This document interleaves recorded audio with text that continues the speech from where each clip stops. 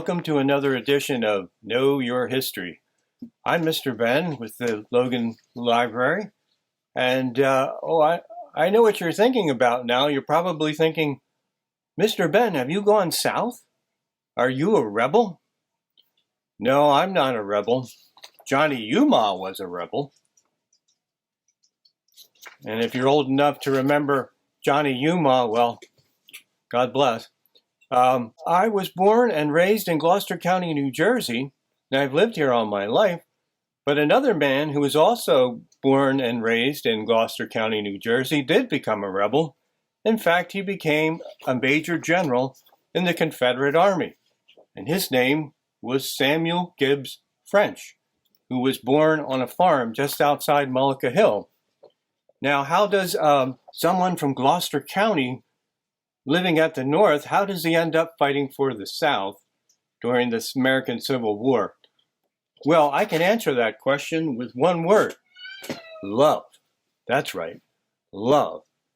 General French fell in love with a girl from Mississippi, Eliza Roberts, and he fought for his adopted state of Mississippi. But let me start from the beginning. When French was born in 1818, and when he was just a young boy, his father took him to Philadelphia on business. Now, French was about 8 or 9 years old at the time, and he was wandering about a shop while his father was conducting his business, and he noticed the portrait of the shopkeeper's son in his West Point uniform. And young Samuel was enamored of this portrait, and he loved the uniform. And right then and there, he decided he wanted to be a soldier. And not just a soldier, but he wanted to attend the military academy at West Point. Well, there's two problems with that. Number one, you have to know somebody to be appointed to attend West Point. And French's family were Quakers. And of course, Quakers don't believe in fighting and in war, so that was a problem. Now, French persisted, and he pestered his father, and his father went to the governor of New Jersey, and he went to his congressman, and eventually Samuel Gibbs French was appointed as a cadet to the military academy at West Point, New York. And he did very well, and he graduated in the class of 1843. Which also happened to be the same class as this man, General Ulysses S. Grant. They were classmates, and they both fought in the Mexican War, which soon followed. French graduated in 1843, and the Mexican War started in 1846. Now, he was in command of a battery of artillery, and he was serving under this man, General Zachary Taylor. General Zachary Taylor would ride his military success into the White House and become our 10th president. Old, rough, and ready. He looks rough and ready. Old, rough, and ready. Now, French, as I said, was in command of an artillery battery, and he was severely wounded at the Battle of Buena Vista.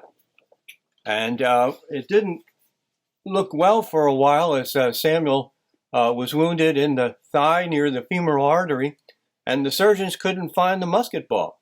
And they probed and they searched, and eventually Samuel himself was able to find it, and it was extracted and he recovered. Now, he served as an army officer on the frontier and in the South, and there he met his wife, future wife, Ms. Roberts, Eliza Roberts, and they were married. She was from Mississippi. And then when her father died, Samuel French resigned his commission from the U.S. Army and went to live and manage this plantation in Greenville, Mississippi. Now, sadly, not too long after that, his wife also died, his first wife, in childbirth, as did their infant son that she bore. Not too long after that, the Civil War started in 1861, and French decided to serve the Confederate Army from his adopted state of Mississippi. Again, and with his expertise in the artillery, he was rapidly promoted to general. Now, when people at the North heard about, in New Jersey, heard about one of their native sons was a general in the Confederate Army, they were very unhappy, as you can imagine. And French's wife, Mrs. French, still lived in Woodbury, New Jersey. And the citizens of Woodbury hung Samuel Gibbs French in effigy. They were so upset. And also, French had been awarded a commemorative sword by the New Jersey state legislature for his heroics in the Mexican War. And they came and they took the sword away. The authorities went to the house, his mother's house in Woodbury, and took French's sword back because he was, of course, now on the other side. Now, French was served in the Eastern Theater for a time, but for some reason he and General Longstreet did not get along. And General Longstreet was, of course, one of the Confederacy's best generals, and French was sent to the Western Theater, where he served under General Joseph E. Johnston, fighting Sherman during the Atlanta campaign, and he fought at the Battle of Kennesaw Mountain. And another general from Gloucester County, General Harker, we've talked about him before, fought in the same battle and in fact was killed at the Battle of Kennesaw Mountain. And French was on the other side, commanding his section of artillery. It's interesting that you have two Gloucester County men fighting at the same battle, one on each side. Now, after Johnston was replaced by General Hood in the Army of Tennessee, Hood ordered French to attack a supply fort and a supply depot of Sherman's army that was in the Alatoona Pass in Georgia. So French marched his division, he's a major general now, and he attacked this fort.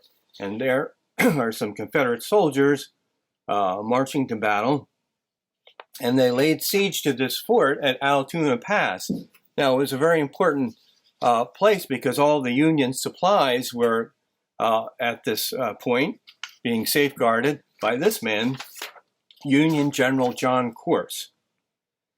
And French attacked the fort, and while he was attacking the fort, Corse sent a message to his superior, General Sherman, and he said, well, I should mention that Corse was wounded. A musket ball had grazed him in the head, at the side of the head, and actually knocked him unconscious and for a short while. And when he came to, he sent a message. He said, I'm missing a cheekbone and an ear, but I'm able to beat all hell yet. But that was a bit melodramatic, but Sherman got the message that Corse needed reinforcements, so he was marching there with his army. Now, Sherman could see the battle through his field glasses, the smoke of the battle, and he had a message sent by semaphore to Corse saying, hold on, hold the fort, I am coming.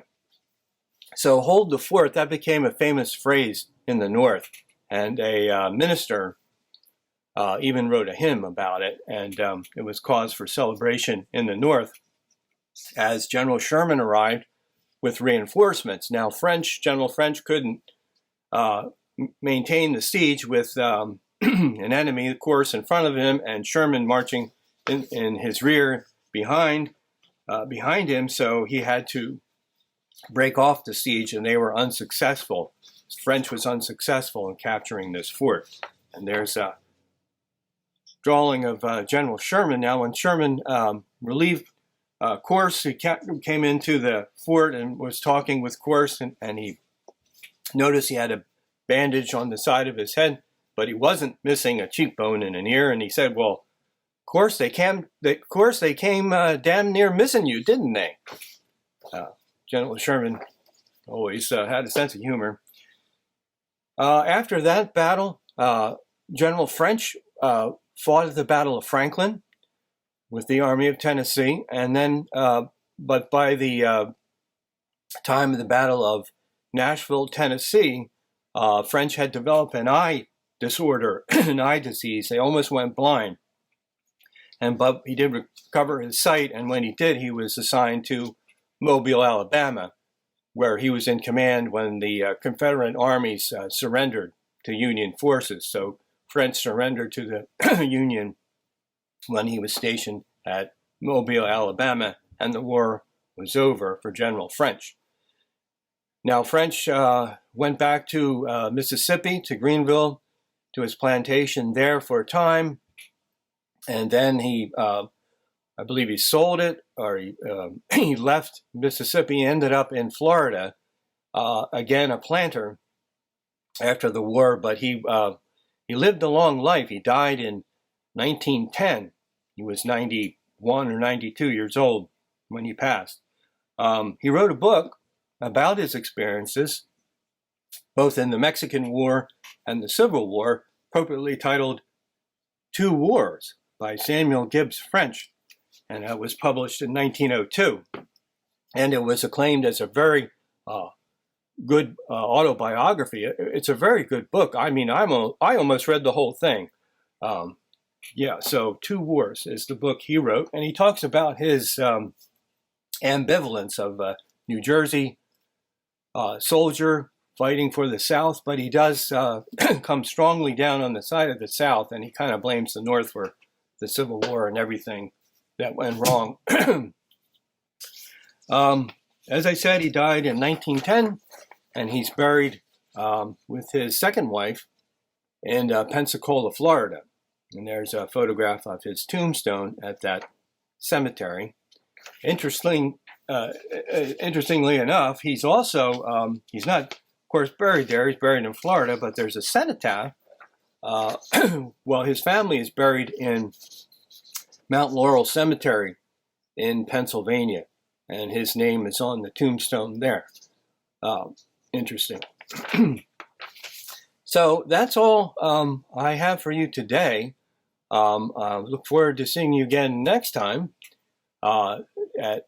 for Know Your History. So I'll leave you with that, and you all come back now here. Bye-bye.